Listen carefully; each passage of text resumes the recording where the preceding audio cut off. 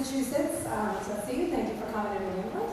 My husband here is an immigrant from Brazil. And one of the proudest days of my life was 2013 when we were able to legalize him and get him a green card, and then in 2016 when he became a U.S. citizen. So this issue is very personal to us. I live in the fear that Carla described about of having a mixed status family.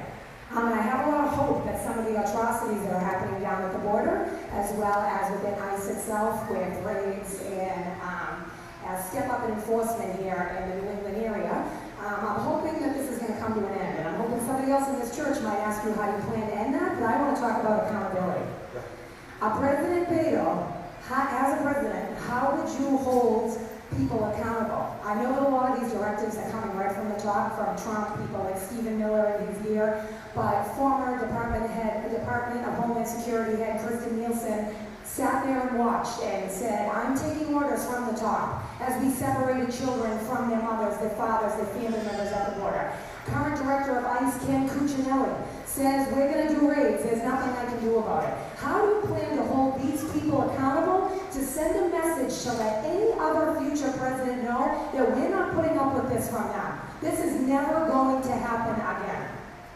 Thank you for the question.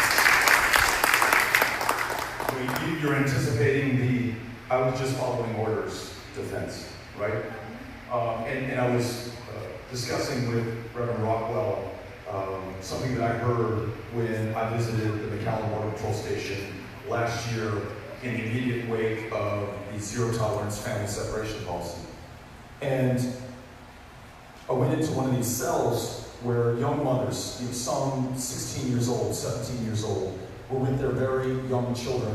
Unbeknownst to them, they had just turned themselves in, self-arrested in the parlance of Border Patrol.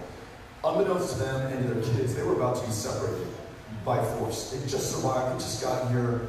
What's next? They did not know.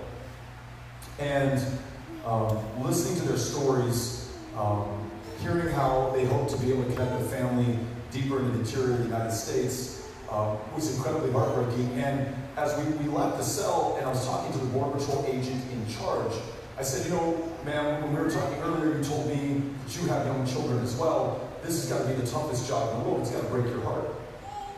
And she said something that I found really interesting. She said, in a way, I think we're doing these families a favor. We're taking kids away from parents who have put them through this torturous journey, who effectively abuse them. These people are unfit to raise these kids.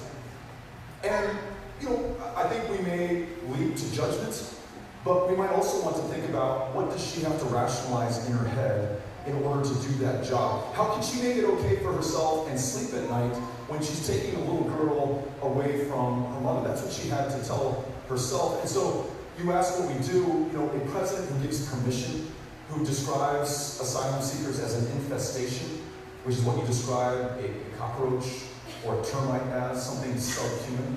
You've given tacit permission for people to do this. It does not absolve them of their responsibility or culpability, but I think we have to understand how this begins in the first place. And so yes, anyone who is responsible for any one of the deaths that we've seen so far, 6 children that we know of in our custody over the last 10 months, 1 more child who died shortly after being in our custody, they will be held responsible and accountable. Justice must be served, or we have sent the signal that you can do this again without fear of justice.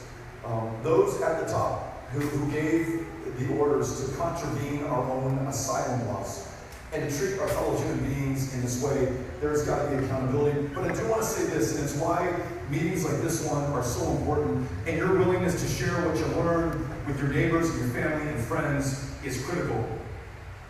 I really do think this is on all of us for as long as it happens. You may or may not know this, but over the last 20 years, 8,000 people have died. Not detained, not deported, not separated, not caged, died crossing into the United States. As we have built walls and fences and militarized our border, we have pushed people out to the remote, deadliest stretches of the U.S.-Mexico border. Those deaths, the current incarceration, the underclass that we have created in this country without rights on all of us, and so easy to turn your gaze from or turn your back on, but the fact that you're willing to squarely look it in the face, make sure that we do something about it, and then ask the question about what the consequences are going forward. It's the only way that we're going to change this, and hopefully change it before it's too late. So thanks for asking the question. Appreciate it.